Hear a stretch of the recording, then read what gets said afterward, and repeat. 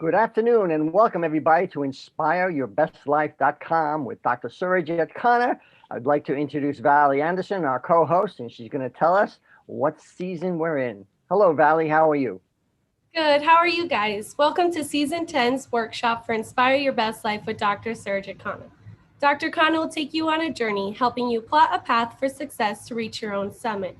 He is also an attorney, a child safety advocate, a servant to the underserved, as well as the champion of returningyouth.com. I would like to introduce my co-host, Priya Saini, who will be sharing more information about this initiative at the end. This week was focused on sleep hygiene. Day 1, Dr. Khanna discussed on rationalizing your rest, while Day 2 was about prioritizing your sleep schedule. Day 3 concentrated on improving your overall sleep hygiene. Today, we will have an open discussion about the last 3 episodes, and at the end, Dr. Khanna will share his perspective. Welcome, Dr. Khanna. Good afternoon, everyone. Good afternoon, Valley. Good afternoon, Priya. And I do have a wonderful guest here. Good afternoon, Dr. Beverman, because in this workshop, we talk about the sleep, but I'm not a sleep specialist, so I thought it would be nice to have a specialist, and he's an MD, Dr. Eric Beverman. He's been supporting this initiative here, so I do have him here. So before I ask him certain questions, I would like to introduce all the participants here. Valley, would you mind to introduce all the participants those who are here today?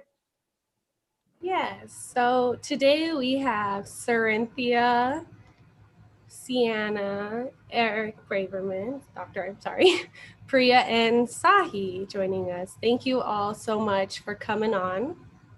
And also we do have Gary. Yes. So I would like to have the workshop in a different way today, because we have an expert here and he does not have much time. So I would like to respect his time. But before I ask him to set the platform so that we all can have an open discussion after he leaves. So I would like to see the presentation one more time, the slide. We concentrated last 3 days in this week for this particular season was rationalizing your rest and then prioritizing sleep into your schedule and improving sleep hygiene. This is a normal problem in everybody. Forget about the young adults, but also for every single Hey, sit adult. tight, Gary. Greg, I don't know what this is about yet. So, you there? and because of this problem, we thought that in this workshop we're going to concentrate on prioritizing and importance of the sleep hygiene. Because if we don't prioritize sleep within our schedule, we keep on running every day from the time we wake up to sleep to go to bed. We just don't prioritize it. We just do things the way we would like to do. So I would like to invite Dr. Eric Beverman, who is an MD from Manhattan, New York, and he's been kind enough to join this show today and highlight the importance of sleep and how it affects and performance of an individual. Dr. Beverman, could you give all this audience, especially the young adults, those who are listening to us, and those who are participating here, your little expertise on the sleep hygiene and the importance of sleep so that we can start this workshop? Absolutely. And it's great to be on. It's a bit of a surprise, but I'm glad to be as your servant, because I'm convinced, Dr. Khanna, you're doing great work. Gary has been a fantastic host for the governor the other day, and you're really a fantastic team of people, and it's great to have a nurse. So here's rule and problem number 1. Everyone that's an adult needs to sleep 7 or 8 hours. Adolescence is a transformative process. It's a steroid psychosis for the nurse, meaning that testosterone and estrogen from testicles and ovaries light up the youthful person at 13, and they take the brain and make it grow fast. So it's almost like a takeoff. And people start having terrible sleep as teens. Now they can have terrible sleep as babies. Babies can sleep, we say sleep like a baby. It's sometimes 20 hours in the beginning. In some ways, the womb itself, you're sleeping 24 hours. You get born, then it's 22 hours. And then at age 5, it's 15 hours. And age 10, it's 14, 13 hours. And teenagers, it's 12 hours. And adults, it's 7 hours. And then the geriatric, it's 4 hours. There are known scales like the Epworth scale of sleepiness, and that everybody should be taking a scale. But here are the basic rules. Exercise helps you sleep. So if you're not prioritizing exercise of an hour a day, then you're not going to sleep as well. Most of us as adults tend to use a nightcap to sleep, and most of America uses a joint or a drink to sleep. Those are the priorities. Sometimes, obviously, sexual relations, hot bath, but there are nutrients that will help sleep. Tryptophan, inositol, a host of other things, magnesium, calcium, fiber. Caffeine reduction during the day is very important. Protein meals at night help a person sleep. If you don't sleep, all psychiatric problems get worse. All cognitive problems get worse. All relationships get worse. So sleep is one of the 4 cornerstones of the brain. There's energy, cognition, mood, anxiety control, sleep, and then the endorphin pathway is pain. So sleep is studied in polysomnography, very expensive. And then you end up with the same drugs, trazodone, Klonopin, over and over again in sleep, Seroquel, etc. Those are the cornerstone drugs. Ambien turned out to be very difficult. It was a good drug for sleeping on an airplane, but when it was used long-term, there were a lot of side effects. So in sum, sleep is not measured at the pediatric or psychiatric level with scales. It's rarely measured with neurological testing. It is rarely connected to the rest of life, meaning what kind of caffeine use, what kind of energy, what kind of exercise, what did you learn today? What did you eat today? What protein foods did you eat? If you ate sugar, it's going to screw up your sleep. If you ate salt too much, it's going to screw up your sleep. If you ate too many carbs, it screws up your sleep. If you're using alcohol and marijuana, you're going to get rebound sleep disorder. If you start sleeping under 5 hours, that's when people start committing crimes, getting bipolar, having psychotic breaks. So a big precursor to teenage drug use and breakdowns and narcotics is sleep disorder. So people in the United States know we have an opioid epidemic. Much of that opioid epidemic is due to sleep disorder. People forget that OxyContin, opioids, heroin, all are anxiolytic drugs. So when people abuse drugs, they are using them for anxiety, which is the fundamental issue of life. How do you manage anxiety? Whether you manage it with prayer, spirituality, meditation, diet. If you start managing it with alcohol, marijuana, narcotics, you're dead. And the problem in American medicine is pediatricians do not measure sleep properly. They do not have sleep scales. We do not have sleep medical histories. Internists don't have them. Geriatricians don't have them. Menopausal experts don't have them. Even the best addiction centers do an inadequate job of measuring sleep. So God grants sleep to those whom he loves, Psalm 127. All right. We want that love that sleep brings. All right. Sorry if I talk too much, Dr. Khanna. You know what Lincoln says. When you talk too much, it means you're too lazy to listen. Thank you, Dr. Thank you very much. At least those who are listening to us and those who are participating here in this workshop, at least got an MD's version of how important the sleep is. And that's right. Dr. Khanna, the key thing is measurement of sleep. There are devices. I have a friend who has a device he wears on his wrist, and he has his sleep analyzed. Then there's nasal involvement of sleep. Do you clean your nose? Do you wash out your nose? Do you wash your face? There's a sleep ritual at night that people need, screen time, etc. So we need to write down our sleep rituals. We need to have our sleep measured by our doctors. We need Fitbit devices that measure sleep. Then we need neuropsychiatric assessment by computer to deal with sleep. Then we need dietary assessment, medication assessment, food assessment. Sleep is that important. I mean, people do this with their money. They study their bank accounts, their compounding, their investment. We need to invest in sleep health. So what you're doing is an inspiration to the world and to the children. Because when kids don't sleep, their brains get damaged. Exactly. Not sleeping, I'm going to give you another line for you. Not sleeping is like being in the boxing, and it's like getting a concussion in football. To not sleep, you actually, because at night, when you sleep, you actually brainwash your brain. The cerebral spinal fluid goes back and forth through your brain like an ocean wave. And I have an electrical device that's FDA approved. You wear it on your forehead, and it's FDA approved for sleep.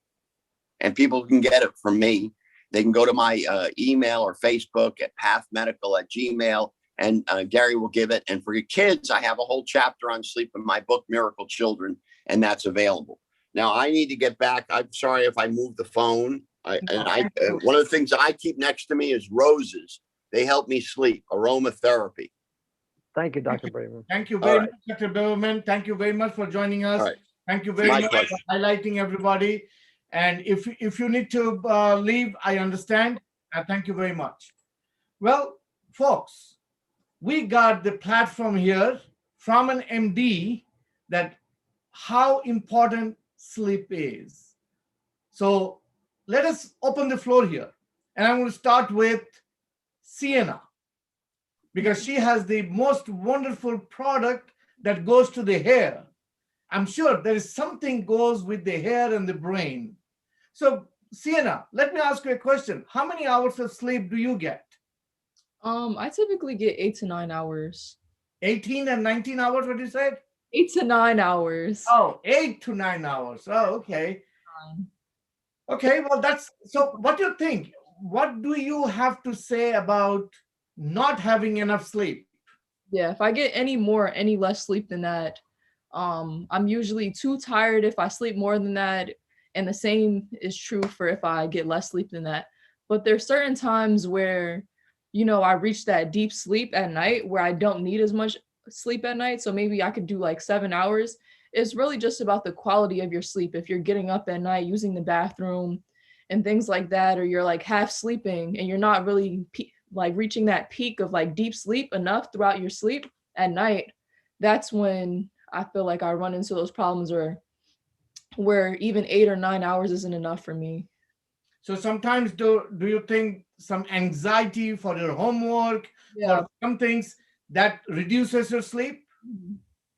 And you do see that performance after that is reduced, correct? Yes.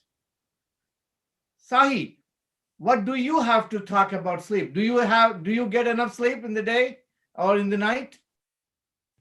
I try to, but I usually get maybe around 7 hours of sleep, 8 hours on the weekend probably, but I do think I need to sleep more because I do sometimes have to stay up late doing homework or whatever it is.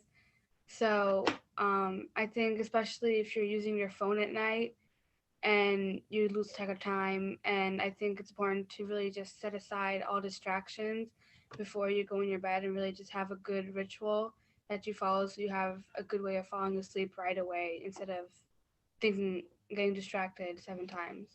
Excellent, excellent. So you also do get 7-8 hours sleep. That's good to hear. Cynthia, how about you? Do you get enough sleep or you don't sleep at all? No, I don't get enough sleep, unfortunately. I sleep from about 5 to 7 hours sometimes. Okay. And how do you manage to perform after 5 to 7 hours? Do you feel fatigued? Do you feel tired? Or it doesn't really bother you that you are having 5 to 7 hours sleep? In all honesty, when I have less sleep, I feel more active, feel like I can get more done. But when I have more sleep, I get very tired and lousy. It's just, I have to sleep less to actually perform. Okay, that's good to know. That's good to know. Somebody, I hope, is making some notes here that at the end of the session we can kind of collaborate everybody's thoughts and see what Dr. Biberman said and how we all can improve our sleeping habits. Priya, what do you have to say about sleep, and do you get enough sleep?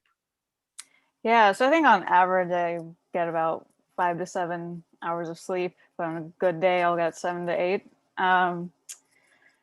When I don't get enough sleep, I definitely have to rely on coffee. And, I think as I think Sarinthia was saying, or Sienna, that when you don't get enough sleep, obviously, the rest of the day, you're not performing as well as you can be. And actually, what Sarinthia was saying, when you get too much sleep, she feels kind of more sleepy or, not as active. I think that has to do with which sleep cycle you're in and which part of the sleep cycle that you awake from. But some things I like to do to help me improve my quality of sleep is, like Dr. Braverman was saying, doing exercise, maybe like a few hours before going to bed. Nothing too intense. Like I've noticed that if I go for a run, I usually have a lot of energy and I have trouble falling asleep. So it's good to, do it a few hours before you go to bed. And right before I go to bed, I like to meditate, which helps me a lot. And the aromatherapy, some like lavender essential oil, little stuff like that. Excellent. Thank you for your input there. Now I'm going to switch all the way to Montana. Miss Valley, what do you have to say about sleep? Do you get enough sleep? So that kind of depends on my 1-year-old, but I would say probably get about 5 to 7 hours a night, 7 if I'm lucky. Recently, this last week, I've decided to start using like mindful meditation to help me fall asleep faster, just because my mind's like stays up later to overthink about like my next day activities and whatnot. So that meditation process in the evening has really helped with more sleep. Excellent. That's a very good point. So now I'm going to switch it to the topic called how to manage sleep. And that will be an open discussion. I want anybody to jump in and talk about that, managing the sleep. Everybody spoke about somebody get 5 hours, 7 hours, 8 hours. That's all good. That's all definitely. So you all are in the right track and you all understand that sleep is very important. But this workshop is not about knowing the sleep is important. We all know sleep is important. We all know if we don't have enough sleep, we cannot function the next day. And if you get more sleep, you still can function. So everything has a balance. So scheduling and balancing the right amount of sleep is needed, and controlling your anxiety, which will help to also improve the sleep. But now I'm going to throw in the floor, and I want some of you to pick up and start talking about managing the sleep. What is the right way to manage the sleep? When is the right time to sleep? Whether it is in the morning, during the day, or like yesterday we were talking about, it was National Public Sleeping Day. That means what? When we are having a Zoom day, right now, let's see, some of us might fall asleep. Well, that's good for fun, but what is the right time to sleep? How to manage that? I'm going to open the floor. I want somebody to pick it up, except Gary. I think the key to managing your sleep and ensuring that you get good quality sleep, just having talked to people who I know who were like very good with getting good sleep and falling asleep on time and waking up on time, is that they have very strict routines when it comes to sleep. I think it's really important to fall into a routine to make sure that you're getting the good quality and consistency. so a lot of things that they'll do is like they'll stop using their phone for 2 hours before bed. Make sure you have your blue light filter on so that, because blue light actually interferes with this hormone that we make called melatonin, which is produced when the sun goes down.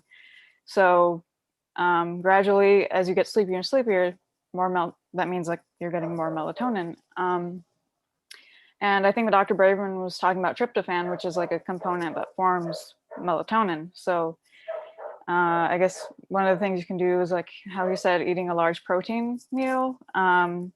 That kind of, because protein takes some time to digest, and digestion kind of goes hand in hand with rest. So that'll kind of help you fall asleep. And then yeah, I guess my main point was that having a strict routine when it comes to sleep is probably going to be the most important thing when it comes to getting good quality. Anybody else wants to jump in? Yeah, to add on, I do agree that having no distractions before you go to bed is really important. In addition, like sometimes if you do end up at night is probably the best time to sleep, but sometimes taking a nap during the day can really boost like your productivity levels. So I was reading an article like if you take a 30-minute nap, that's probably like the worst number to take a nap for, because at 30 minutes, that's right when you're about to go into deep sleep, and you'll wake up even more tired and groggy than you were before you started taking a nap. So like a quick power nap, like maybe 20 minutes is probably the best, because you'll get a quick amount of rest that your like eyes need, and and when you wake up, you'll feel more refreshed and ready to do whatever assignment or activity you need to complete. Anybody else? I would say that exercise is definitely a big component of it. And I feel like it is important to have a schedule in place. Something that I'm trying to implement in my life is something called the Miracle Morning. There's a podcast, and it's like a bestseller book in the US, where basically there's like 6 different principles that you follow when you wake up in the morning. It's meditation, affirmations. I think I've spoken about this before, exercise, and so on and so forth. But basically, it's giving yourself enough time to wake up in the morning an hour earlier than you need to, so that you can, take part in those 6 different principles. So I feel as though trying to go to sleep around 9 to 10 o'clock is definitely very beneficial for you having the most productivity throughout your day, because like you said, once that melatonin sets in and it starts to get darker, usually people, like, their productivity level goes down as well. So I feel like people are most productive when there's light outside. So yeah, I would say just try to get into a routine of going to bed at a certain time. Try to go to bed earlier rather than later, and then wake up earlier, because you'll most likely get more done throughout the day and feel more accomplished. Great. That's a very good point, having a routine set for timing of sleeping. But what do we can take from here in this workshop, that we know the importance of sleep, we know the putting a right schedule in sleep. What techniques should we do in order for us to fall asleep at the right time? We can schedule it. It's not like a alarm clock that you put the alarm.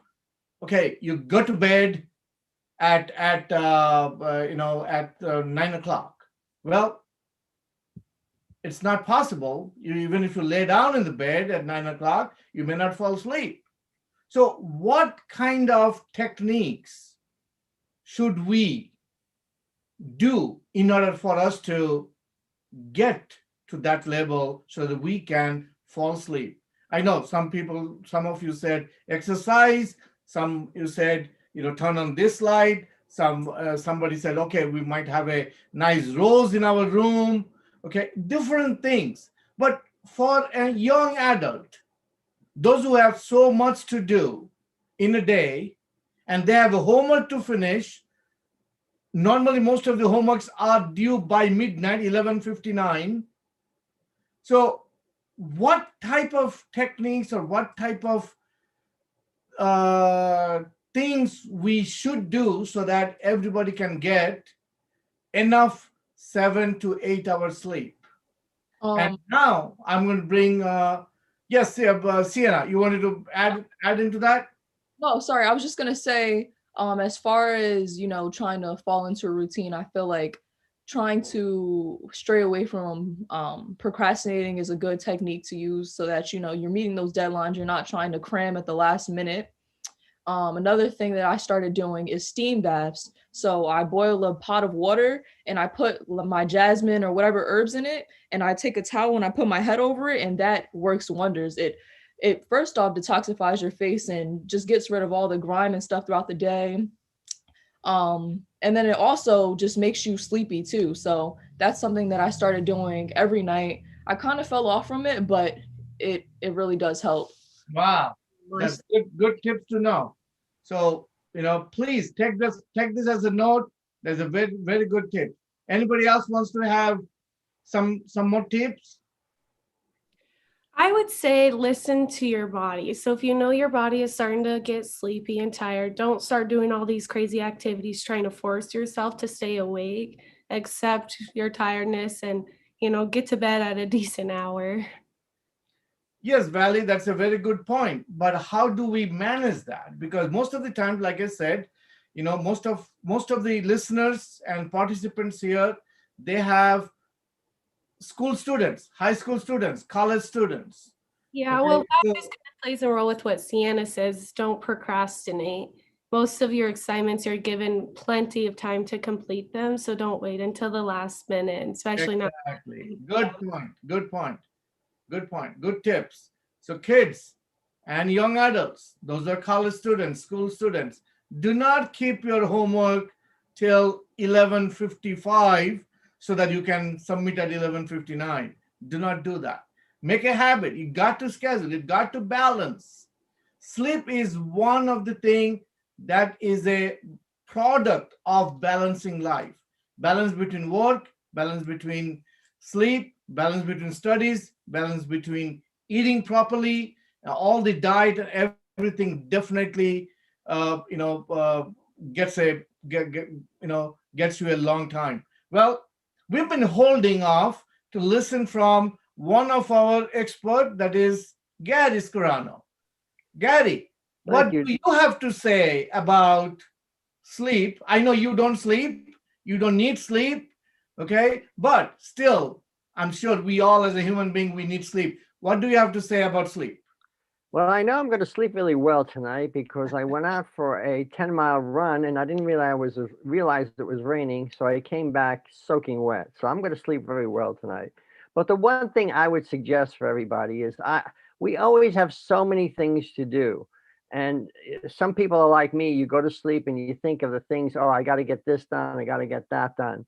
So what I found really helps me is instead of concentrating on what has to be done, I force myself to think about what I did get done that day. And that gives me peace and I go to sleep.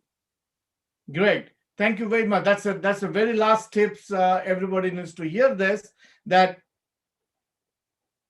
when you go to bed, before you go to bed, and I know it's a practice. Our parents always say, make sure you meditate before you go to bed. Make sure you thank God before you go to bed. But one very important thing is that if you sit down, close your eyes, or sit in a place before you go to bed, think what have you accomplished that day, from the time you woke up till the time you are sitting right there. Think all the accomplishment, and then give yourself an appreciation.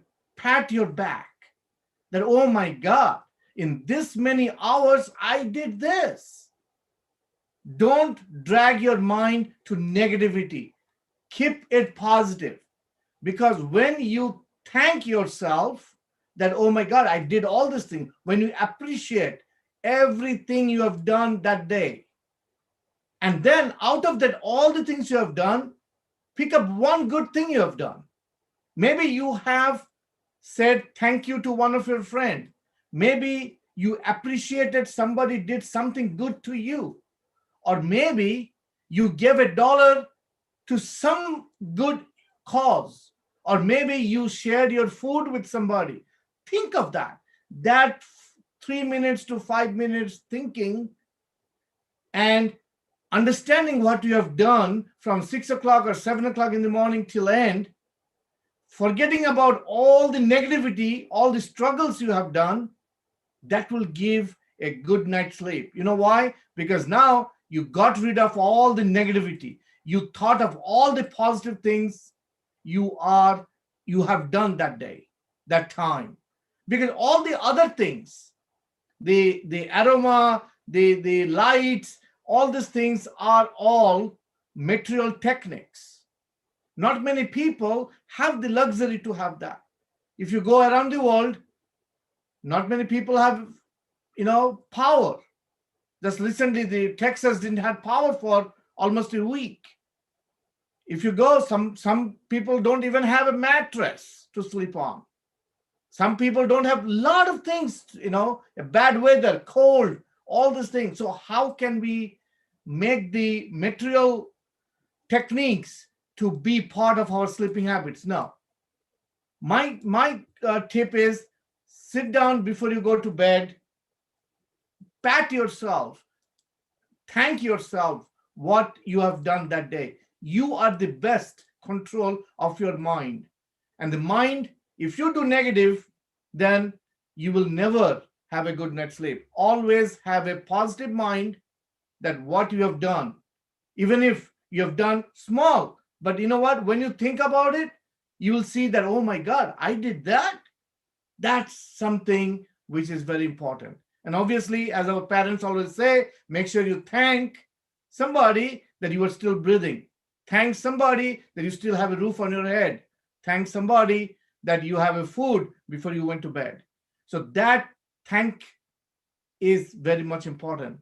So today's episode, we concluded this week's episode by this workshop and understanding how important the sleep is. And we were fortunate to have an expert, MD, Dr. Beverman, who kind of opened this workshop by giving the real benefit of having a good night's sleep.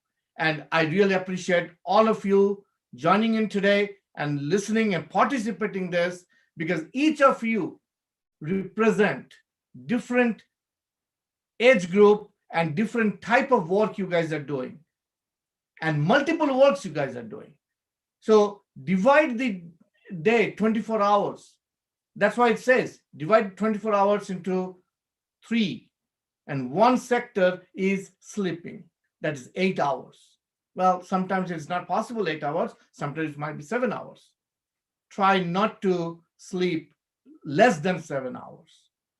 That will give you a good health. And if we have a good health, then we can definitely have a good, productive day and productive life. So the initiative which Gary Valley always introduce regarding every particular show, that the Post-Incarcerated Juvenile Reformation Act initiative, the very, very important thing of that, prevention for going to jail. How can we prevent somebody to go to jail? Like Dr. Beverman said today, that if you have less sleep, your mind becomes negative. If you have negative thoughts, that means you develop a lot of other things like anger, a lot of things that causes you to commit crime. That means once you commit crime, what happens? You go to jail. And when you go to jail, what happens? You are punished. Then when you come out, then we have to have this whole program which we are thriving for. Why do we have to have this Post-Incarcerated Reformation Act initiative program when, if we can solve the root cause of all this is lack of sleep? So thank you again. I'm not going to take, I know we passed our normal workshop time. I'm sure Valley and Priya You guys are definitely upset on this, but I thought this was very important topic for the world and especially the young adults to understand. Sleep is number one priority. Do not take, because most of us, we don't consider sleep as number one priority. We think, oh, you know what? We can do sleep later on. Let me just finish this. Oh, sleep. Oh, okay, forget it. Let me do this. So let's not do that. So the right message to everybody is get proper sleep. That's important. Valley and Priya, if you want to close it up, but make sure, give the message to everybody. Have a good night's sleep. Thank you very much. Yep. Thank you, Dr. Khanna, and thank you everyone for sharing your thoughts on the importance of sleep hygiene in this week's workshop of Inspire Your Best Life. We hope you were able to take something away from today's session and are a little closer to finding your own personal summit. Stay tuned for season 11 next week, where we'll talk about the necessity of nutrition. And please make sure to visit Dr. Khanna's website, returningyouth.com, to hear more about the most recent initiative that's been launched for post-incarcerated young adults. You can also view all of the past training videos for this series at inspireyourbestlife.com. And in addition, please don't hesitate to reach out for any questions, concerns, or comments at contactk.com. Thank you and have an amazing day, and we'll see you next week. Thank you. God bless.